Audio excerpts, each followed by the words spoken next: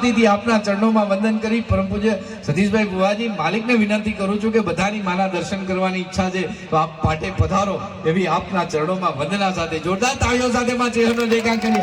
બોલ શ્રી ચેહર. તારા બાપાએ ધર્મને દાટ્યો તો તારે દુનિયામાં તારું ગૌરવ છે બેટા. આ સનાતન છે તો તમે બધા છો અને એની ગૌરવશાળા આપણે એના સંતાન છીએ અને એનું ગૌરવ હંમેશા રાખવું જોઈએ.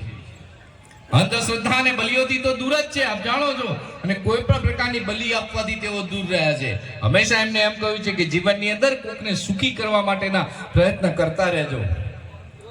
કોઈના વિશે આપણે ટિપ્પણી નથી કરતા પરંતુ મારી જીવનની એક અનુભવે હું તમને કહું છું સાહેબ કે જ્યારે જ્યારે જરૂર પડી ત્યારે પોતાની શક્તિનો સદુપયોગ કરે છે. આજે મારી જાતનો અનુભવ તમારી વચ્ચે મૂકું. આ ક્ષણમાં બનેલી ઘટના. ગુરુદેવ, હું જ્યારે પૂજ્ય બુવાજી ઘરેથી નીકળું છું ત્યારે મારા શરીરના જેટલી વસ્તુઓ જરૂરી હોય ને એ બધી લઈ અને નીકળું છું. કારણ કે અમે તો રાતના રાજા, અમારે રખડવાનું બહાર હોય કલાકાર તરીકે. ખિસ્સામાં પૈસા જોઈએ, કાર્ડે જોઈએ, સામાન્ય ઘરના જે ઊંઘવાના બધા ગાડીમાં પડ્યા હોય, પીવાના પાણી જોઈએ. આજ પ્રથમવાર હું આને પૈસાને તોલે ન તોલતા વાત એટલા માટે કરું છું કે ઘરેથી નીકળ્યો, બધું જ લીધું, પૈસાનું પર્સ ઘેર ભૂલી ગયો.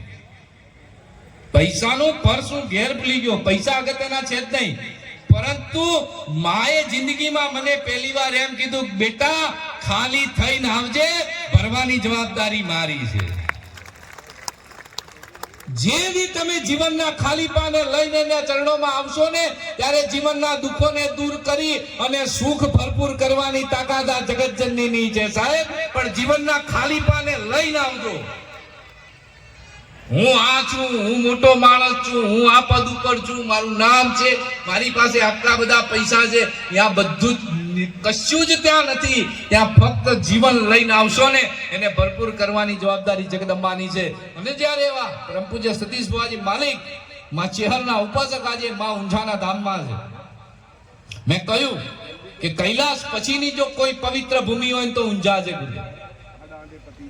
કારણ કે કૈલાસમાં શિવ પરિવાર છે, ભગવાન ભોળિયોનાથ, માં ઉમા, ગણપતિ તમામ ત્યાં પૂજાય. બસ એ જ પ્રકારે ઊંઝામાં માં ઉમાના બેસણા છે, કેવલેશ્વર મહાદેવ છે અને ગણપતિ દાદાનું મંદિર છે. સાહેબ, કૈલાસની પવિત્ર ભૂમિ બીજી કઈ હોઈ શકે? અને એવી પાવન ભૂમિમાં માં ચેહરના આજે પગલા થયા છે. આપ બધાએ વ્યસન મુક્ત મૂકી દીધું છે. જીવનના જે પથ પર આપ આગળ વધો છો ત્યાં હંમેશા તમને આશીર્વાદ આપતી રહેવા સંદેશ સાથે આપણે પૂજ્ય ભુવાજીનું અભિવાદન કરીએ છીએ. હું મંચ પરથી લાવો ભાઈ મારી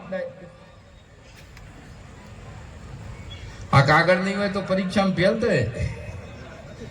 ભણવામાં તો ફેલ થયો, ચિઠ્ઠી ટાઈમસર ન આવી. પરમ પૂજ્ય ભુવાજી માલિક સતીશભાઈ ભુવાજીના ચરણોમાં વંદના સાથે માં ઉમાની પાવન ધરતીમાં આપને વંદન કરીએ છીએ. અને જેમને આ ધરતીમાંથી પહેલો પગ જગતજનનીના ધામમાં મૂક્યો હતો એવા રાજુભાઈ સિંધી ઊંઝા અને દિવેશભાઈ પટેલને વિનંતી કરું છું બંને મંચ પર પધારી અને પૂજ્ય ભુવાજીની વંદના કરશે.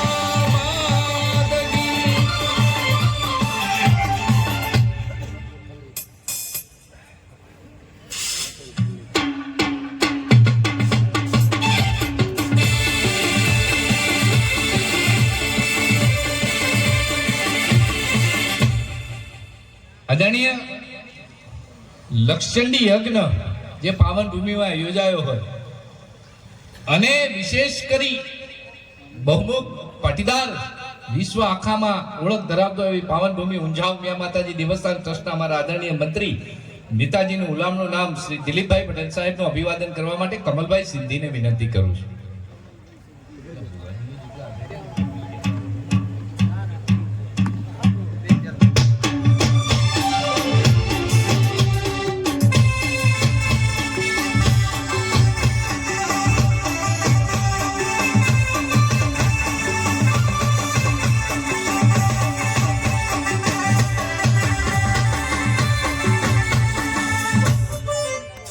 અમારા માન્ય ટ્રસ્ટી શ્રી ઊંઝા ઉમિયા માતાજી સુસાન શ્રી વસંતભાઈ ચોકસી સાહેબનું અભિવાદન કરવા માટે પંકજભાઈ પટેલને વિનંતી છે.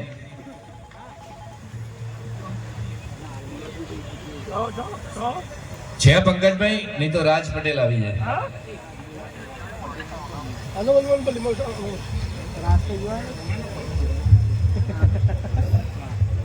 રાજને વિનંતી કરું છું વસંતભાઈનું અભિવાદન.